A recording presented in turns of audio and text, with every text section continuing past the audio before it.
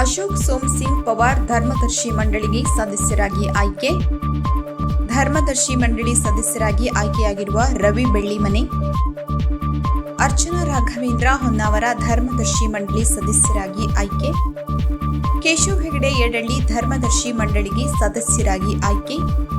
ದೇವಸ್ಥಾನದ ಧರ್ಮದರ್ಶಿ ಮಂಡಳಿಗೆ ಆಯ್ಕೆಯಾಗಿರುವ ವಿನಾಯಕ್ ಶೇಟ್, ಟ್ರಸ್ಟ್ಗೆ ನೂತನ ಸದಸ್ಯರನ್ನ ಆಯ್ಕೆ ಮಾಡಿ ಜಿಲ್ಲಾ ನ್ಯಾಯಾಧೀಶರಿಂದ ಆದೇಶ.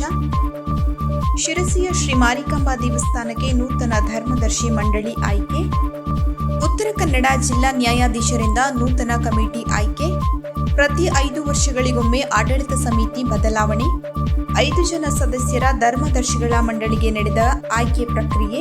ಜೂನ್ 22ರಿಂದ ಅಧಿಕಾರ ವಹಿಸಿಕೊಳ್ಳಲಿರುವ ನೂತನ ಸದಸ್ಯರು. ಕದಂಬ ನ್ಯೂಸ್ ಫಸ್ಟ್, ನಿರ್ಭೀತಿಯಿಂದ ನಿಮ್ಮ ಪರವಾಗಿ.